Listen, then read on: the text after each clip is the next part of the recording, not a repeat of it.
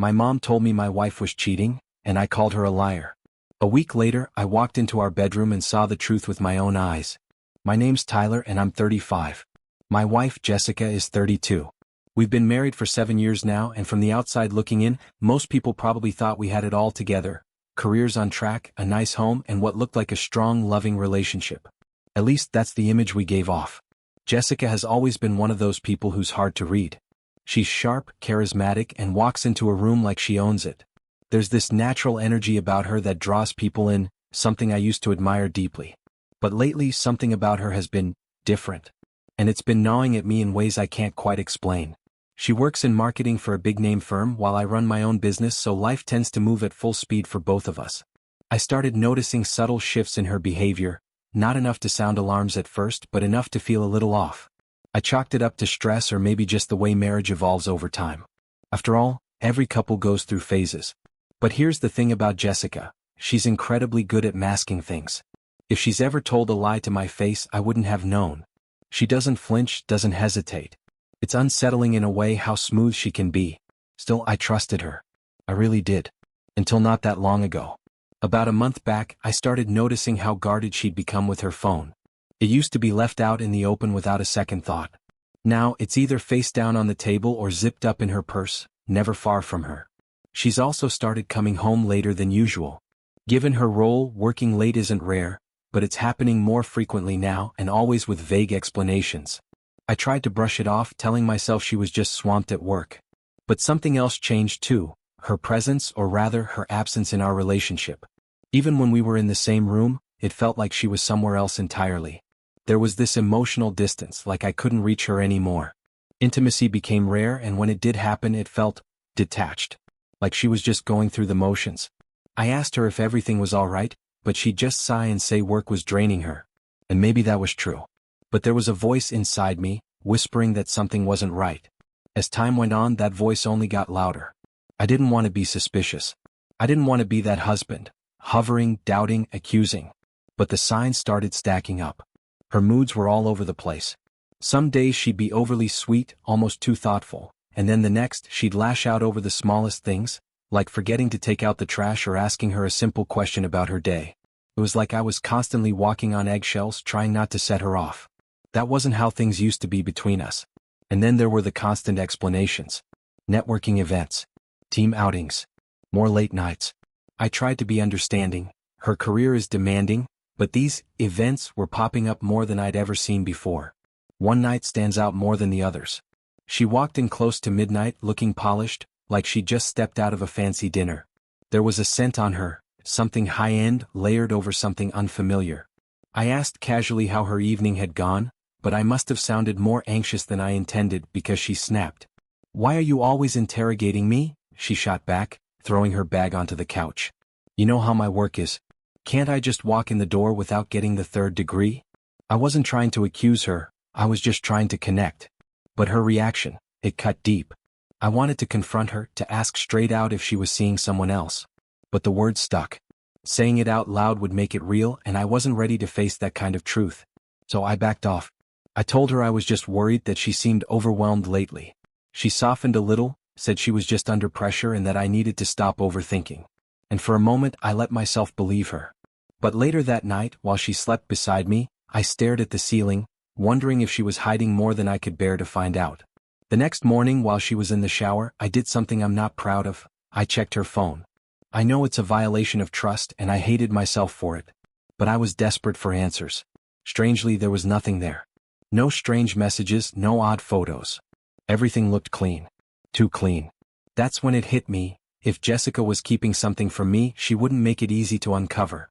She's smart. Careful. I tried to let it go, to convince myself I was just being irrational. Maybe we were just in a slump. Maybe it was just one of those seasons every couple goes through. Or maybe I just didn't want to admit the truth.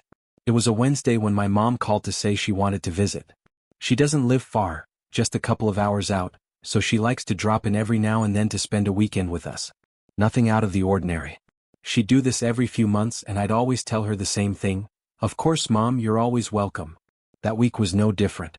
She called, said she'd come down for the weekend, and I told her it sounded great. I let Jessica know my mom would be staying with us, expecting the usual smile and nod. But instead she gave me a short, kind of dismissive, "Oh, okay. Cool." I didn't think much of it at the time. Jessica and my mom never had a bad relationship, but Jess was the type who liked her space and didn't love interruptions to her routine. Still, they'd always gotten along fine, or so I thought. The plan was simple.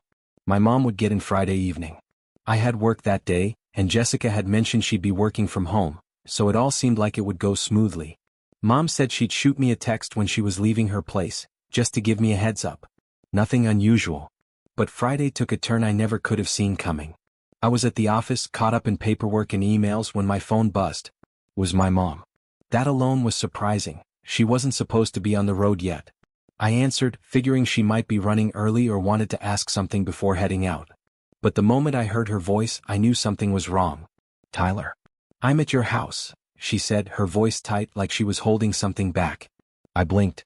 "Wait, you're already here? You weren't supposed to leave until later." There was this long, heavy pause. Then she spoke again, softer this time. "I think you need to come home." I sat straight up in my chair, my stomach dropping. What? What's going on? Are you okay?"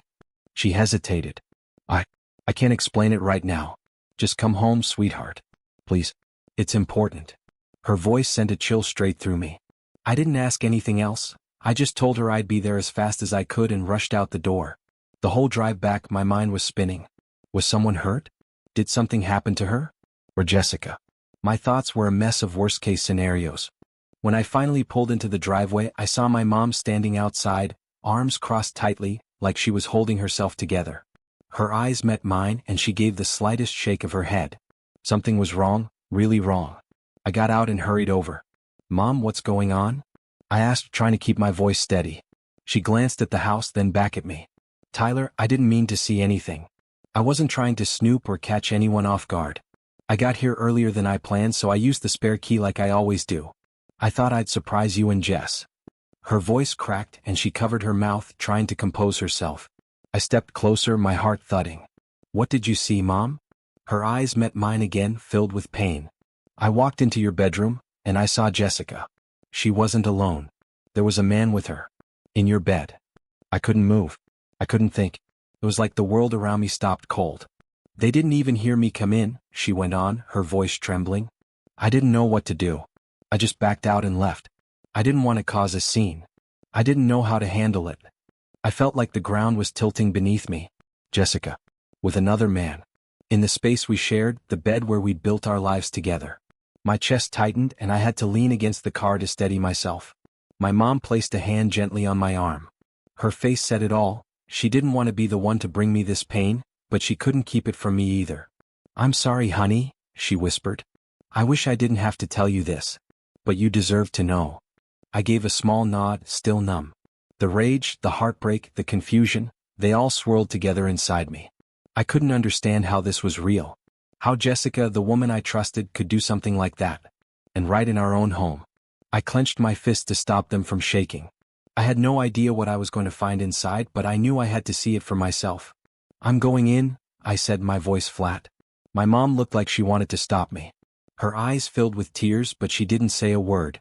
She just nodded. My hands trembled as I unlocked the front door and stepped into the house. Everything was quiet, eerily quiet. The air felt heavy, thick with tension. I made my way down the hallway, each step like walking through wet cement. As I reached the bedroom door, I paused. My heart was slamming against my ribs. A part of me wanted to turn back, to leave before I saw something I couldn't unsee. But I couldn't stop now. I slowly pushed the door open. Jessica was there. Alone. She sat on the edge of the bed, fully dressed, casually scrolling through her phone like it was any ordinary day. The bed was neatly made. The room was untouched. Nothing looked out of place. And yet, everything felt completely wrong. My mind was spinning. Where was the man my mom said she saw? She told me she'd caught them together, right here. Jessica looked up when I entered the room, her expression mildly surprised, but not panicked, not guilty. It was like I had just interrupted her on a normal day. "Tyler?" she asked, voice steady, maybe even a little puzzled. "You look like you've seen a ghost. What's going on?" I stood in the doorway, frozen for a second, trying to make sense of what I was looking at. My mouth was dry as sand. "Where is he?" I finally asked, my voice low. Her eyes narrowed a bit. "Who?" "The man," I said, stepping into the room. The guy you were with. Where is he? Jessica tilted her head slightly, confused. Tyler, I've been here all day by myself. What are you even talking about? I looked around the room, my eyes scanning every corner for something, anything, that would back up what my mom had said. A jacket, a belt, an extra pair of shoes, a wrinkle in the bedspread. But there was nothing out of place. Everything was perfectly neat, almost too neat. I turned back to Jessica, and this time my voice cracked a little. Don't do this. My mom was here. She walked in and saw you. She said you were with someone. Right here. In this room. Jessica's eyes widened, but not the way I expected. There was no panic, no guilt. Just this mix of surprise and something else. Hurt. Tyler, she said softly, walking toward me, you know your mom doesn't like me. She never really has. She's always found little ways to push me aside, even if it's subtle. Maybe she's trying to stir up drama. I stared at her, trying to figure out if what I was hearing was just manipulation or a possible explanation. She wouldn't lie to me about something like this. Not about this. Jessica's expression tightened. There was a flash of irritation now beneath her calm surface. Really? You don't think she's been waiting for an opportunity to turn you against me? She's never thought I was good enough for you, Tyler. This could be her chance. Her words hit a nerve. I couldn't deny that my mom and Jessica had always had a strained connection. My mom said Jess was too career-focused, too emotionally reserved. Over the years there had been quiet criticisms, sideways comments, never outright hostility but always tension. Enough to plant little doubts here and there. But to invent something like this? To say she saw an affair that never happened? Jessica's voice softened again, more vulnerable now. I know you love your mom. I respect that. But please don't let her destroy us. There's no one else. I swear to you, Tyler. It's just me. Always has been. I stood there, stuck between two people I loved. Between the woman who raised me and the woman I had built a life with. Jessica looked sincere, so calm, so convincing. And the room looked untouched. There was nothing to back up what my mom said. I don't know what to believe, I murmured, almost to myself. Jessica stepped in, gently took my hand in hers. Then believe what you see right now. Believe me. I love you. I would never do that to you. I didn't pull away. I let her hold me, though my insides were a mess of confusion and doubt. Part of me wanted to trust her, wanted it so badly it hurt. But there was still that voice in the back of my head, faint but persistent, asking me if I was being played. Still, I shoved the doubt aside. At least for that moment, I needed things to feel okay. I needed some kind of normal. Later that evening we sat down to dinner, me, Jessica, and my mom. The silence at that table was deafening. It hung in the air, thick and heavy, every glance, every clink of silverware cutting into me. My mom didn't say much. She barely touched her food. I could see it all over her face, the disbelief, the disappointment. She knew I hadn't believed her. And it broke her.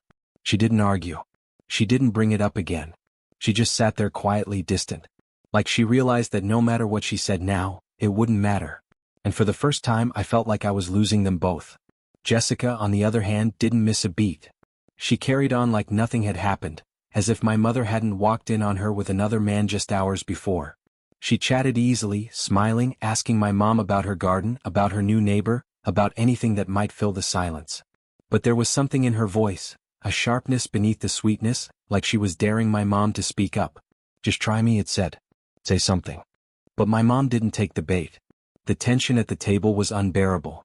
I tried to ask about her weekend plans, tried to pretend like we were all just having a regular family dinner, but even I could hear the emptiness in my voice. It sounded fake because it was. I was still stuck between what my mom said she saw and the calm, collected front Jessica was putting on. Caught between two truths, both impossible to ignore. I kept glancing at my mom, silently pleading for some kind of sign, anything that would help me make sense of this. But she just looked tired. Not angry. Not vengeful. Just worn out. Like the moment I hadn't stood beside her, something in her gave way. Like she realized I was already gone. Halfway through the meal, she set her fork down quietly and cleared her throat. Tyler, I think I'm going to head back tonight, she said, her eyes fixed on the edge of her plate. I looked up, stunned. You were supposed to stay the night. She gave me a small smile, the kind that tried to seem fine but didn't reach her eyes. I remembered I've got a few things to take care of at home. I don't want to intrude. You two probably have a lot going on this weekend anyway. My heart sank. I didn't want her to leave, not like this. But I also didn't know how to ask her to stay.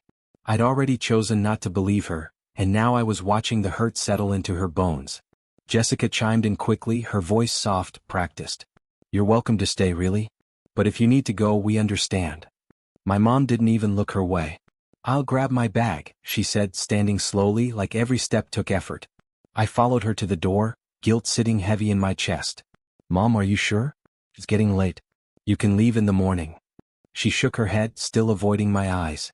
"No, Ty. I'm sure." Her hand paused on the doorknob. She looked back at me, and for a second I saw the pain she'd been holding in. "I just hope you know what you're doing." The words cut deep. She wasn't trying to convince me anymore, she'd already let go. But they still carried weight. She didn't trust Jessica, and now she didn't trust me to see what she saw. And if I was being honest, I wasn't sure I trusted myself either. "I will," I said quietly. "Drive safe, okay?" She gave me a brief hug, cold, resigned, and walked out into the night. I stood on the porch and watched her go, bathed in the pale glow of the porch light. I wanted to call her back, to tell her I was sorry, that maybe we could figure it out together. But I didn't say a word. Jessica slipped behind me, wrapping her arms around my waist. "See," she whispered. "She's always trying to come between us. It's better she's gone. We don't need that kind of energy around us." I didn't respond. Just stood there, eyes locked on the taillights fading down the street. A part of me was relieved the tension was gone. But another part of me, deeper, quieter, felt like I'd just let something precious walk away. That maybe I'd made a choice I couldn't undo. I exhaled slowly, the weight of it all settling on my chest. "Yeah, maybe," I murmured, unsure if I meant it anymore. Jessica smiled, pressing a kiss to my neck. "Let's go relax. You've been tense all day." I followed her back inside, each step feeling heavier than the last. Something between me and my mom had shifted, and I didn't know if it could be repaired. A week passed. Since that dinner, things with Jessica seemed to settle down. On the surface, everything went back to normal. She returned to her usual patterns, working late, catching up with colleagues over dinner, and giving me the same tired lines when I asked how she was doing. And me? I told myself I was being paranoid. That my mom must have misinterpreted something, or worse, let her dislike for Jessica cloud her judgment. There was no proof. No man in the room. No weird messages on Jessica's phone. Nothing I could point to except a feeling I kept pushing down. She was so good at flipping the script, so good at making me feel guilty for even questioning her. I tried to be the man she wanted. The husband who trusted her without hesitation. By the time Friday rolled around, things felt normal again. Almost eerily so. I had plans to meet up with a couple guys from work for drinks at a bar downtown. We hadn't hung out in weeks, and honestly, I needed the break. I needed to just forget for a night. Forget the strange dinner, forget the accusations, forget the way my mom looked at me before she walked out the door. I just needed to breathe again. It was around 5:30 when I decided to stop by the house before heading out. I just needed to change, grab a clean shirt, maybe splash some water on my face, and then I'd be off to meet the guys for drinks. I didn't bother texting Jessica. She'd mentioned something about a late meeting that morning, so I figured she'd still be out or tucked away in the home office working. The house looked just like it always did as I pulled into the driveway. Calm, quiet, nothing out of place. I parked, unlocked the front door, and stepped inside. Everything felt still. No lights on, no voices, just that same heavy quiet I'd grown used to. I walked down the hallway toward our bedroom, already halfway in my own head, thinking about what shirt to wear, what beer I'd order, what I'd say if the guys asked how things were going with Jessica and my mom. I reached for the doorknob without thinking, ready to step into my routine. Then I heard it. Voices. Muffled low. But clearly two people. One of them was definitely a man. I froze. Maybe she was on a call, I told myself. Maybe it was just a video playing on her laptop. I stood there for a second, listening harder, trying to convince myself it was nothing. But I knew better. Without thinking, I pushed open the door. And there it was. All of it. Jessica. Naked. Straddling a man I'd never seen in my life. They were tangled together like something out of a nightmare, completely lost in each other, so lost they didn't even hear me come in. His hands gripped her hips, her body pressed against his like it had belonged to him for years. The blood drained from my face. The sound of my own heartbeat roared in my ears. Everything else just faded. Time stopped. The room shrank until all I could see was them. The betrayal. The bed we'd shared. The image burned itself into my mind, sharp and searing. My mother's words came rushing back like a thunderclap. I found her with another man. In your bed. And in that moment, everything made sense. She hadn't lied. She hadn't misunderstood. She saw the truth, I just hadn't wanted to believe it. Jessica gasped when she finally saw me. Her eyes went wide with panic and she scrambled off him, yanking the blanket around herself like it could erase what had already been done. "Tyler!" she cried out, voice full of desperation. This isn't. But I didn't hear her. I couldn't. My mind was spinning too fast, my hands clenched at my sides. All I could feel was rage, heartbreak, and something even worse, shame. I had doubted my mom. I had chosen Jessica over the one person who'd been trying to protect me all along. The man, this stranger, stood there in silence, grabbing his clothes, not even making eye contact. He didn't try to speak, didn't try to explain. Just stood there like a deer caught in headlights, fumbling for his jeans. I didn't say a word. I couldn't. I just stood there watching the whole thing fall apart. Jessica tried to come closer, tried to talk, to spin it, whatever lie she thought might work. "Tyler, please. Don't," I said, my voice quiet but sharp. It cut through the air like a blade. "Just don't." I turned and walked out. My chest ached, my legs barely holding me up. She called after me, but I didn't stop. I didn't want to hear a single word. There was nothing left to explain. I grabbed my keys, slammed the front door behind me, and practically fell into the driver's seat. My hands were shaking as I tried to start the car. My head was a storm, everything spinning too fast to catch. I had to get away, from her, from the house, from everything. My phone buzzed in my pocket. I didn't even look. I knew who it was. I knew she'd try to call, to text, to excuse it. But there was only one voice I wanted to hear. One person I needed to see. My mom. The drive to her house is a blur. I don't remember the roads, the lights, or how long it took. My hands were glued to the wheel, my mind a whirlwind of guilt and anger and sorrow. I had failed her. I had failed myself. I pulled into her driveway and climbed out, barely holding it together. Every step to her door felt heavier than the last. I knocked, and within seconds she opened it. There she was. Standing in the doorway, eyes already filled with that same sadness she had carried when she left my house. "Tyler?" she said gently, stepping aside. I didn't wait. The words just spilled out. "I'm sorry. I'm so sorry, Mom." Her face softened, and she wrapped her arms around me without hesitation. Like she knew.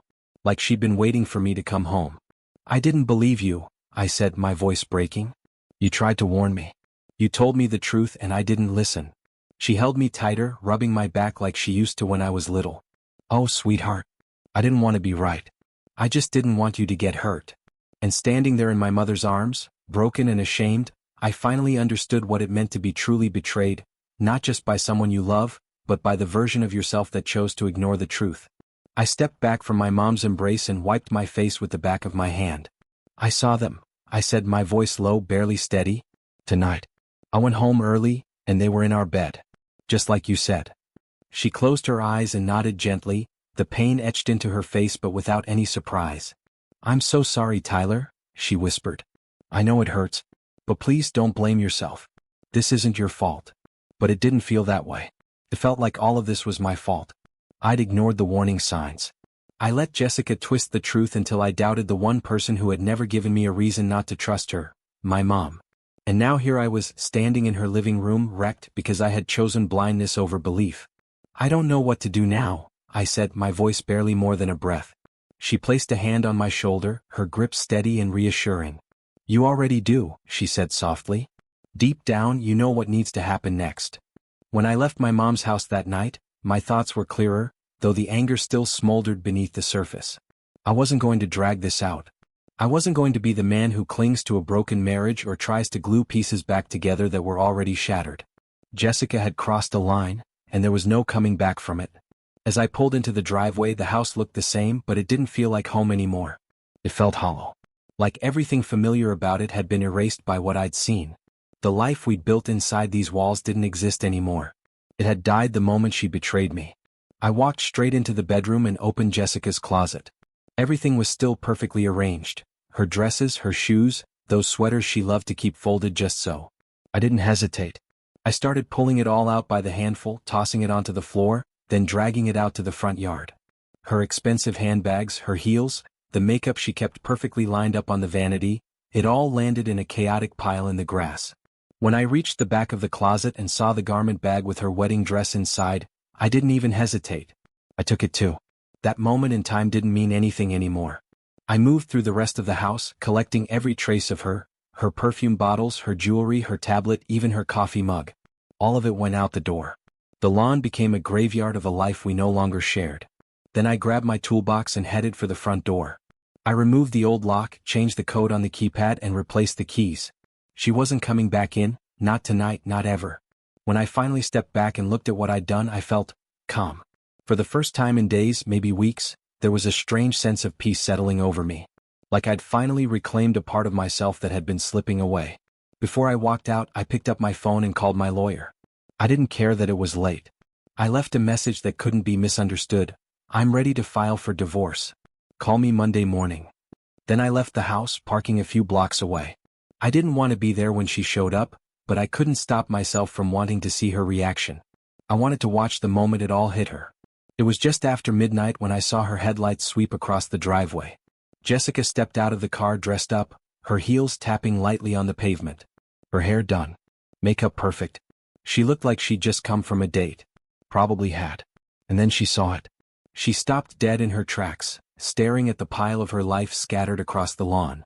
Her eyes widened in confusion, disbelief. She stepped closer, slowly, almost cautiously, as if she wasn't sure it was real. Then her pace quickened. She ran up to the front door, keys in hand, but they didn't work. I had taped a note to the door. Just 3 words were done. Goodbye. She read it. Her hand started to shake. I watched as she turned back to the lawn, her mouth hanging open. She started pounding on the door, calling out my name over and over like it was some kind of magic spell that would make me appear. But I stayed put, hidden down the block in my car, watching her come undone. Eventually she stopped yelling. She looked around, hands on her hips, her breath coming in short, sharp bursts. She pulled out her phone and made a call, probably to me, maybe to him. It didn't matter.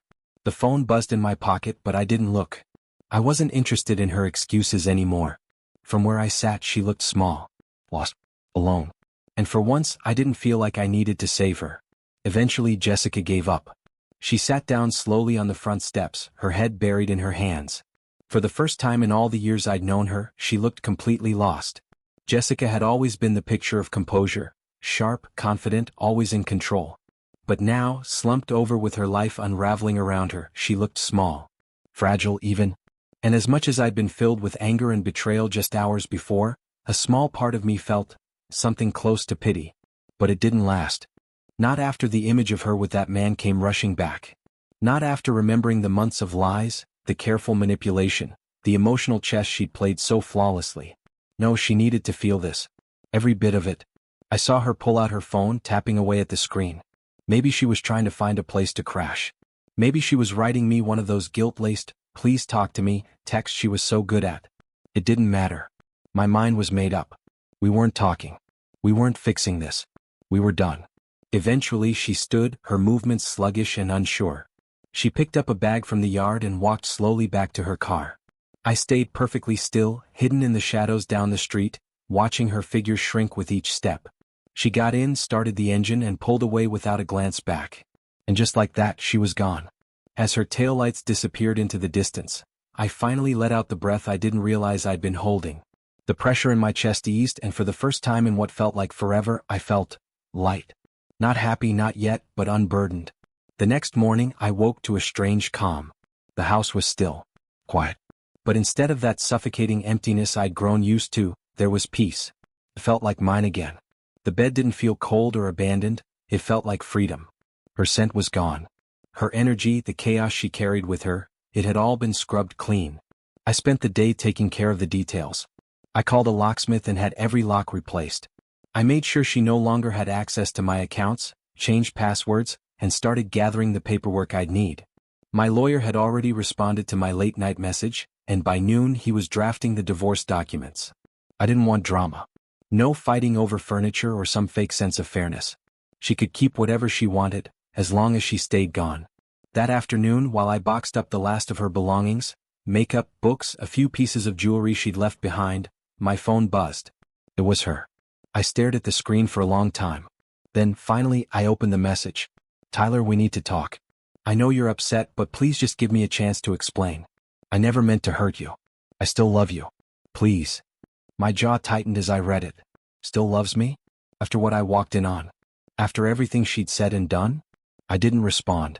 There was nothing left to say. An hour later, another message came through. This one had a bite to it. You can't just throw me out and pretend like I don't matter. We're married, Tyler. This isn't how adults handle things. You're being ridiculous. I actually laughed. The kind of bitter, stunned laugh that bubbles up when you see someone's true colors shine bright. Ridiculous? After cheating, lying, gaslighting? That message told me everything I needed to know. She wasn't sorry. She was just mad she'd lost control. I blocked her number right then and there. No more texts. No more calls. No more lies. By nightfall, the house felt lighter. The tension that had clung to the walls for months was gone. I walked from room to room and felt something I hadn't felt in ages. Peace. The kind that comes when you finally stop trying to hold together something that was broken beyond repair. I knew the road ahead wouldn't be easy. Divorce isn't clean and heartbreak doesn't just disappear overnight. But I was ready now. Ready to face it. Ready to rebuild. For once, Jessica wasn't calling the shots. I was. That night, I climbed into my bed and pulled the blanket over me.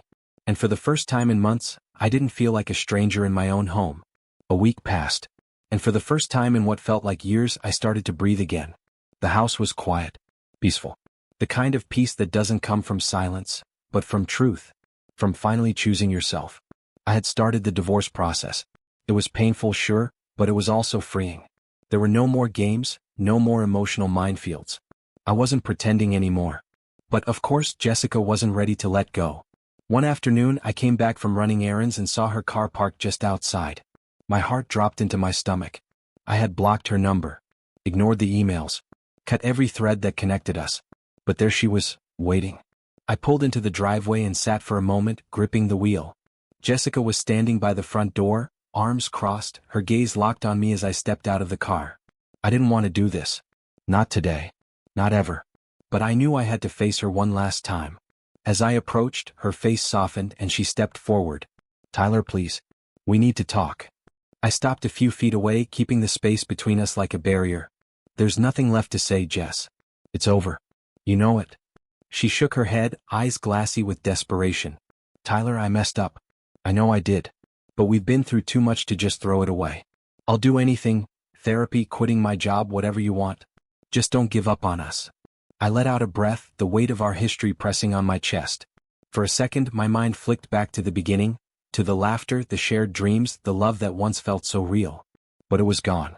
It had disappeared long before I ever caught her in that bed. It's too late, I said quietly, shaking my head. This wasn't just a mistake, Jessica. You betrayed me. Repeatedly. You lied to me for months. You made me doubt my own mother, my mom who tried to protect me. I can't come back from that. Her face cracked and she took another step toward me. But I still love you. The words just fell flat. Empty. Meaningless. I'd believed them once, maybe even built my world around them. But not anymore. No, Jess, I said, voice calm but firm. You loved control. You loved hiding things. What you did, that wasn't love. Tears welled in her eyes and for a moment, I saw a flicker of real pain there. Maybe she was finally understanding what she'd lost. But it didn't change anything. I'm filing for divorce, I told her. The papers are already in motion. You'll be contacted soon. Her eyes widened, like she hadn't actually thought I'd go through with it until now. You can't do this, she whispered. You can't just end us. I looked her straight in the eye. I didn't end us. You did. She stood there, frozen for a moment, then turned abruptly and walked to her car. She slammed the door, started the engine and pulled away. This time I didn't watch her drive off with sadness. This time I felt something else. Finality. In the weeks that followed, the divorce moved forward. I didn't fight her on anything. She could take whatever she wanted. I just wanted peace. I wanted my life back. There were hard days. Days when the memories crept in and made me question everything. But they didn't last. Bit by bit, I began to rebuild. The house that once held so much pain slowly became my sanctuary, my space to start over. Through it all, my mom never left my side. We grew closer than ever. I thanked her every chance I got, for trying to shield me when I didn't believe her, for loving me even when I pushed her away. I owed her more than I could put into words. As for Jessica, she became a shadow, something from a past life. Eventually she moved away. I never heard from her again, and that was exactly how I wanted it. I didn't need closure. I didn't need to know why. I had made my peace. That house, The one we used to share became something new. It wasn't haunted anymore. It stood for survival. For clarity. For the moment I stopped losing myself for someone else's comfort. And one day, as I stood in the doorway with the sun pouring through the windows and the quiet of the morning wrapped around me, I realized something I hadn't felt in a long time. I was okay. No, I was free.